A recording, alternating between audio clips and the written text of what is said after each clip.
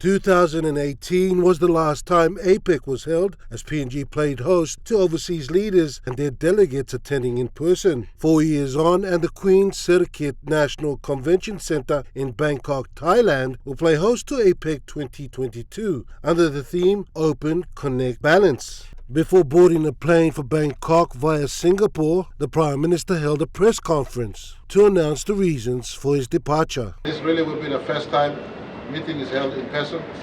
The last 2 years we've always had virtually. The last time there was an in-person leaders get together here in Port Moresby in 2018.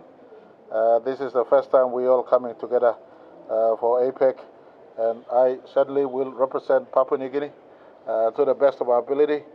The Asia-Pacific Economic Forum was established in 1989 and has become the preeminent economic forum in the Asia-Pacific region. Its primary purpose is to promote sustainable economic growth, trade and investment and prosperity in the Asia-Pacific region, and the Prime Minister will be using this event as leverage. We will be there to ensure our own bilateral relationships with those APEC economies ticked off and related with, as well as expressing our own specific needs in the entire global economy and the exchanges with the APEC economies. Papua New Guinea, by the way, has the competitive advantage with many similar peer economies.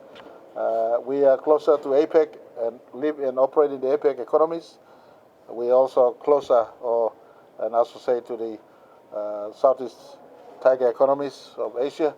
Accompanying the Prime Minister to APEC 2022 will be International Trade and Investment Minister Richard Maru and Foreign Affairs Minister Justin Chichenko. The Prime Minister is adamant that his generation of leadership wants to make the leap from being an exporter of raw resources to becoming an exporter of finished produce. I came out from Cabinet. Our conversation has been about moving into the downstream sector space in agriculture, in forestry, in fisheries, and finding those investors to come and invest in our economy is important, as well as ramping up our own local economy and local business to grow into that space. And so I will certainly very much go and I'm scheduled to meet a few world leaders. Prime Minister Marape will be away for the next 6 days before returning next week Tuesday for Parliament to convene. Rocky Iso, National EMTV News.